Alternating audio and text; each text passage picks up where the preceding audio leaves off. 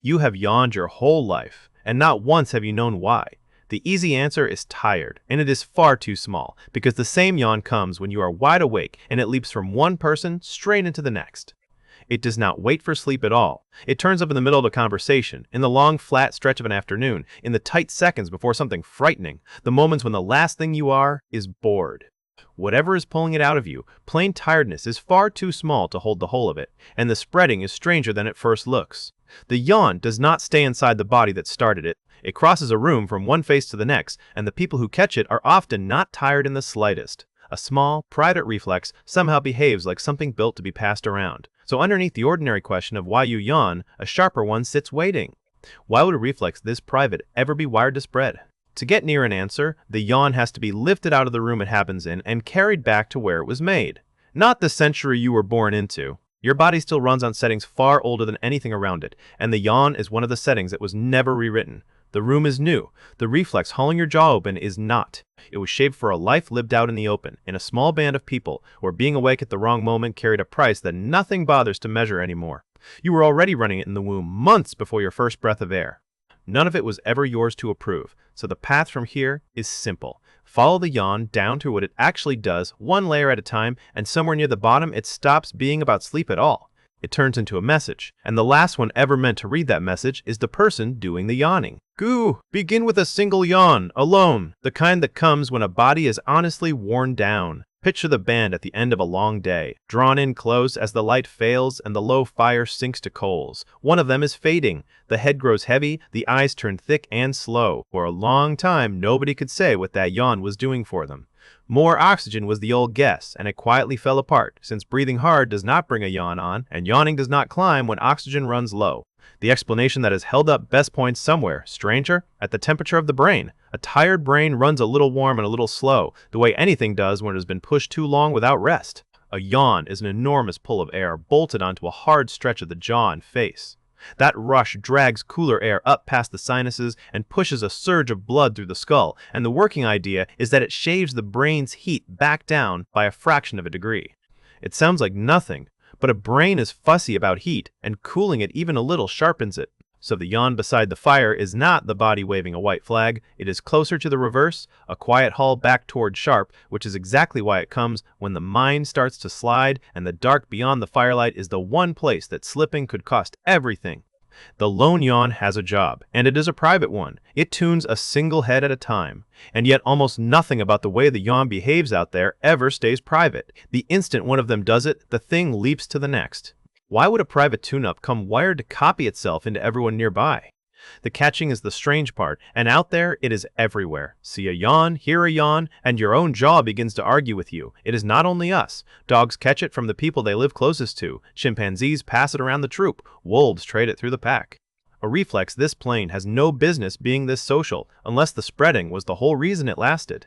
Set it back down inside that band, out in the open, exposed on every side. One member starts to fade, the brain warming, the guard quietly dropping. On its own, that is a slow danger, because a group is only as awake as its sleepiest edge, and a sleepy edge is precisely the gap a hunting animal slides through. Now let the yawn jump.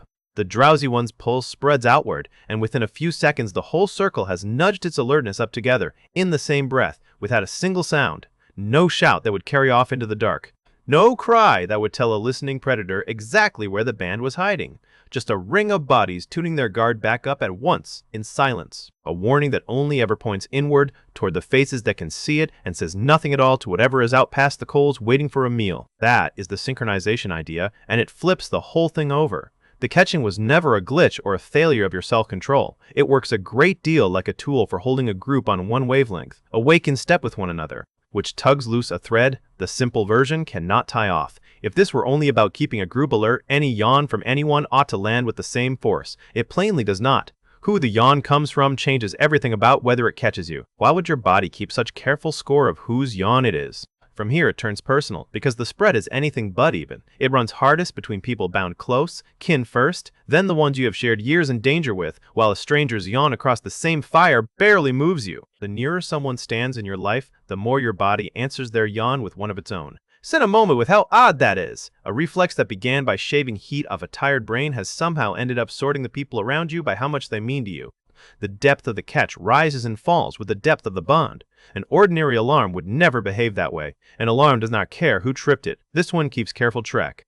So the yawn quietly stopped being only a way to cool ahead, and then it stopped being only a group alert. Under both of those, it works like a reading of closeness, a body measuring connection with no words spoken aloud. The same wave runs between a dog and the person it is bonded to, between apes raised inside one troop. A pride of lions does something close to it before they rise to move, one yawn passing down the line until the whole pride is up and walking as a single body. Across animals that share almost nothing else, the rule keeps repeating itself. The tighter the tie, the more easily the yawn crosses it. So if the depth of a caught yawn really does track the depth of a bond, what is your body actually doing in the second it catches one? Go back to the last yawn you caught. Someone near you did it, and a second or two later your own jaw gave way, with no decision behind it and no reason you could put into words. It felt like nothing, a tiny involuntary echo, but run that echo back through everything underneath it, and it was your body quietly logging something true about the person who set it off. When you catch a yawn from someone, a very old system is treating the two of you as a single unit. It is matching your alertness to theirs, the same way it once held a whole band breathing and watching in time around a dying fire. The catch is your nervous system answering a question it never says out loud. Are we one group?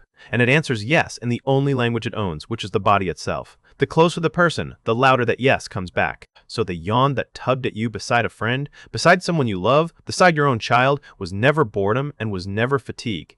It was a kind of handshake older than our species, older than any word you have for the person sitting in front of you. The tired brain's cooling learned to spread. The spreading learned to follow closeness. And what you were left holding is a reflex that, every single time it catches, quietly marks out the people you belong to. You have been sending that signal your whole life. You simply never noticed that you were also the one being read.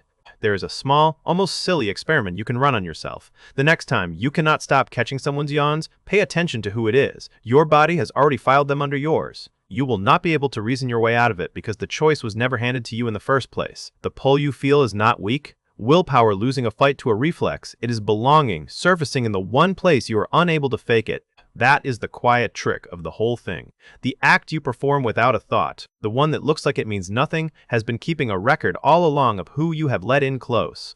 Not the yawns you decide on, since there is no such thing. Only the ones that simply happen around the people who happen to be yours. So the yawn stays. It will keep arriving uninvited for the rest of your life, dragging your jaw open in rooms full of people you love and in rooms full of strangers who barely move you at all. The difference between those two rooms was never random. Your oldest reflex is still quietly reading the faces around you, the very same way it once read a circle of faces around a fire, long before a single one of them had a word for family.